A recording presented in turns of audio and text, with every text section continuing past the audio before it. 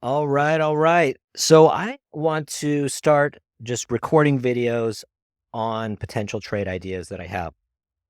And they're not going to be pretty, they're not going to be professional. I'm just going to hit record and go because if I'm too much of a perfectionist, these never happen. So I just want to record some trade ideas and really introduce this concept of creating your own business, similar to Warren Buffett's Berkshire Hathaway. I think anybody can build a business like this by trading put credit spreads and covered calls or poor man covered calls. And I'll explain through different videos. But today's video, I want to talk about a sample trade on Rivian Automotive and how you can build this business. Now, if you know anything about Berkshire Hathaway, a large part of the business is the insurance business. So put credit spreads are the insurance side of the business, is how I view it. And let me get into it. So Rivian, I do have a trade on Rivian right now. I'm just using it as an example. I'm not necessarily saying this is the best time to put a trade on it, but just for teaching purposes, let's go over potential put credit spread trade on Rivian. So let's say you look at the stock. You can see this is the daily chart here. It's had a lot of volatility over the last year, and even traded down to the $8 range, and now it's back at about $14 range. What I like to do with any stock that I trade, I like to, like Warren Buffett, I like to ground things in fundamentals and valuation. And so I don't want to trade anything that's crazy, or I don't want to go long anything that's crazy overvalued. Now, if I pull up this service, which I absolutely love, this is called finbox.com. You can get a quick and dirty valuation of any stock. You can see here that they conclude a fair value of 1482, which is not much upside. It's about 6% upside. I would just call that fairly valued. But at least it's not showing overvalued. And they use these different models down here to come up with that fair value.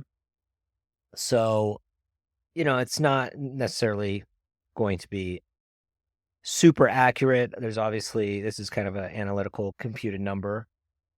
But let's say we agree that's worth roughly $14 to $15, right? Now, if I come back to the chart here, you can see, technically speaking, there are some areas of what I would call support and resistance, right? And used to be there's a bunch of resistance here, maybe at this $12 level. And you can see from the volume profile, I love volume profile. It shows you the amount of volume at a certain price point. So you can see in this range here, anywhere from $10 to $12, there's a lot of buying and selling activity. So you would think if the stock came down into this area, there would be some buyers. That's what we would conclude. So it would be hard for the stock to drop maybe further than that. But in this trade that I want to do, what I would do is I would sell a put. So when you sell a put, you are insuring the stock at that strike price. So if I sell the $13 strike put, that means I am insuring the stock at 13. So I kind of eat the losses if the stock falls below $13 at expiration. And usually I do, anywhere from a 15 to 30, 40-day trade. And so let's just draw this out here. So $13 level about here. It's not going to be super accurate. So we'll put a line there. And then, so I would sell that put. So I'm hoping that it stays above that price, right? It's not the end of the world if it falls below, and I'll explain in a minute. And then let's say I'm going to buy a put. So I'm going to buy reinsurance. So I'm offloading my risk below $12. So I would buy the $12 strike put, right? Let's make that green. So just to recap, I'm selling this put and I'm buying this put. This is the 13 strike put, and this is the 12 strike put, okay? And if I flip over to an option chain, let me show you here. It's still going to have my drawings on there, but that's okay.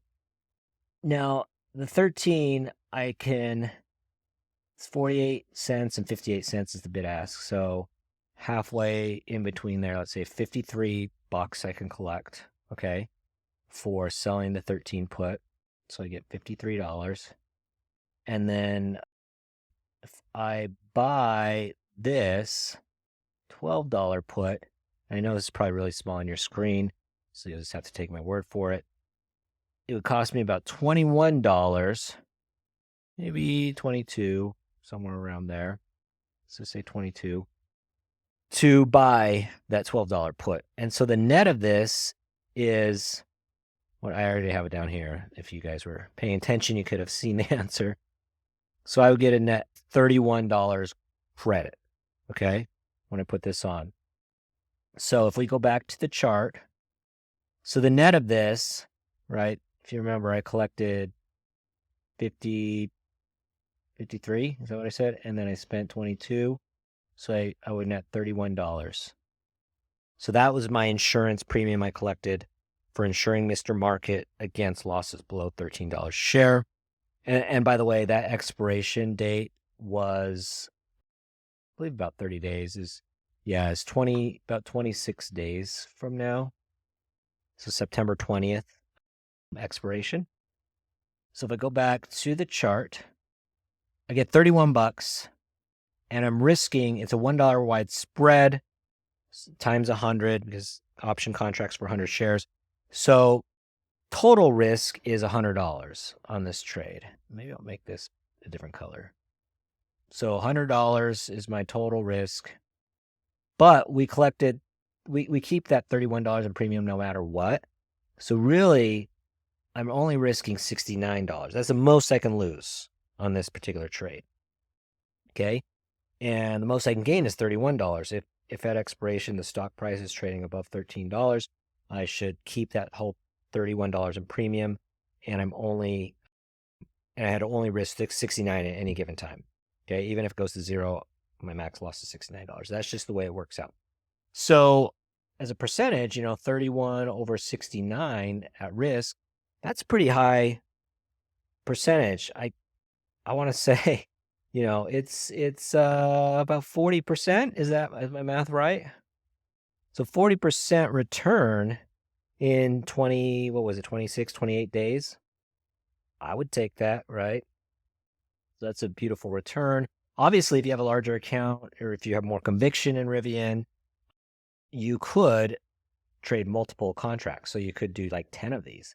So instead of collecting 31 bucks, you're collecting 310 bucks and risking 690 bucks, right? So you just multiply it depending on your account size and your risk tolerance and diversification and all that, right? So it doesn't have to be small beans. I was just showing you an example. But what I like to do is I usually generally start out small, especially where the price is not at my liking. Like if this was down, if the stock price was down here in this range, I would be even maybe more willing to put more money into this, thinking that it's more undervalued, right? If the true value is 15 bucks, 14 bucks, it's way down at 10. That means you got 40% upside versus now where it barely has any upside. So I would go small, and then psychologically this helps because I'm secretly kind of hoping, like, it's not a bad thing if Rivian went back down to the $10 level, because then I can load up, right? I'd have an opportunity to load up on this company at a lower price. And obviously I wouldn't bet the farm, but you may put a bigger position size, and then if it went back from there, you'd make a lot more money. So it's kind of like heads, I win. Tails, I don't lose much. Actually, maybe it's better in the long run because if I load up here and then it goes back up, I make a lot more money, right? So it's not the worst thing if I lost money on this trade and I lost $69, right? Because I probably more than make up for it if I get to buy it down here. And there's different strategies you can do, right? You could just buy a call option, you could buy shares, you could do a cover call. There's a bunch of different things you could do that we won't get into in this video. So I just wanted to show you, you can kind of see how you can start to build a insurance business with put credit spreads, right? You're insuring it. But the beautiful thing about this insurance business is if you're wrong, you just have an opportunity to invest in the stock at an even lower price. And so arguably you're in a better position for putting on a larger position and making more money in the future. If you're right, you collect 31 bucks per contract, which is like a 40% return in 28 days, right? So I hope you enjoyed this video. If you did, please put a like on it, subscribe. I'm just going to do some of these quick and dirty videos, so hopefully you can catch them in the future, and I'll talk about stocks that I'm just eyeing in the market that seem interesting to me or that I've already done a trade on just as a learning example. Any questions, put them in the comments, and I usually answer every comment. So go ahead and input your comments.